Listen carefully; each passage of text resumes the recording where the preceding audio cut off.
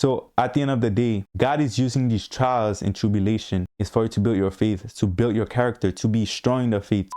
Hey guys, how you guys doing today? I pray you guys are doing good. To start, my name is David, if you're new, and remember to like, comment, and subscribe and watch the video to the end because I believe this video will actually encourage you. Without further ado, let's get into the video. So today's topic, we're going to talk about why God let you go through so much. Now, we got to go back from the beginning, how things switch and why it's like this now. Like, remember, in the beginning, God created heaven and the earth. He spoke life, and then he created all the humans and all these things. He gave human authority, dominion over the earth. So to bring to conclusion is that through sin, because humanity fall, even that animal, everything, since sin has entered into this world, everything has switched upside down. So now you wonder, okay, if God was a good God, why would he let humanity fall? That's where free will comes from. Now, God will not force you to do something, but he'll press you. He told them not to eat the fruit.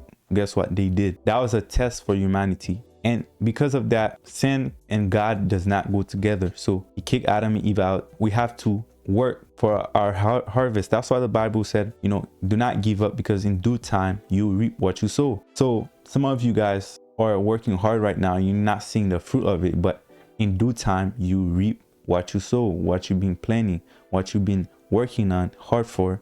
One day everything will click. So like, to continue, because of this, a lot of evil things happen to this world. Of course, sin has increased, and even the animals that affected the animals, even I believe everything that was intended to be good was switched, and animals started eating each other. Humans started working hard for your labor because that was part of the consequences. Years after generation, years after years, coming down now, there's some people that are born here and still say, why God, if you're real, why would I go through certain things? Now, if God didn't let you experience what you experienced, I don't believe you get to know who God is. Because in order for you to make a decision to leave the world and go to Christ, you won't be able to make that decision. Now, understand this. Some people, they experience the world, all the evil and things like that, but they have a decision to accept Christ or not. They didn't. Why? Because God let us go through situations until we realize that there's a God and that we can't do it alone. Guess what? He shows up and he gives you a chance to accept him or not, to enter your heart. Now, many of us come to Christ because we were in a situation where we couldn't do anymore and we were crying out for help because we're going through so much. The enemy was just bringing us down, but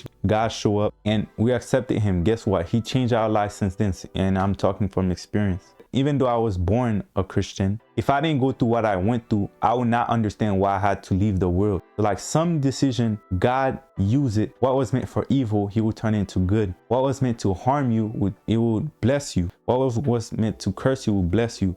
What was meant for bad will be good for you.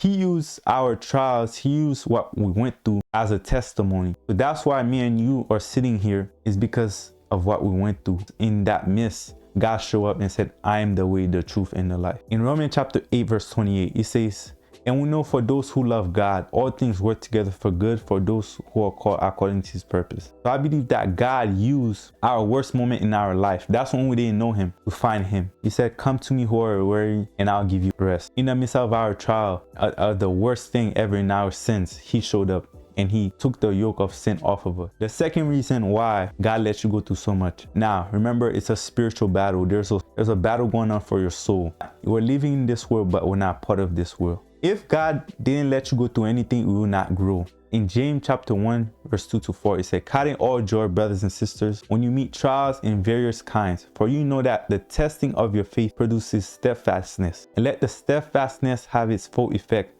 that you may be perfect and complete, lacking in nothing. So think about this. You have a child, right? You're taking care of a baby. If that baby never take any challenges, always stay wherever he was born, like stay in the bed, never try to walk, never do anything, never went through things that would push the baby to at least make a one step ahead, how would the baby grow? So at the end of the day, God is using these trials and tribulation is for you to build your faith, to build your character, to be strong in the faith, to not go back to sin, all these things, because the devil is like a roaring lion looking for someone to devour. He'll come and tempt you for you to go back into the world. That's another example of why God lets you go through things. But the Bible verse say, count it all joy, brothers and sisters, when you meet all kinds of trials. I just hope this video helped you. I thank you guys for clicking on this video. Remember to like, comment, and subscribe so more people can find this video. This will help someone out. You never know. And without further ado, it's your boy David. God bless you, and I'm out. Peace.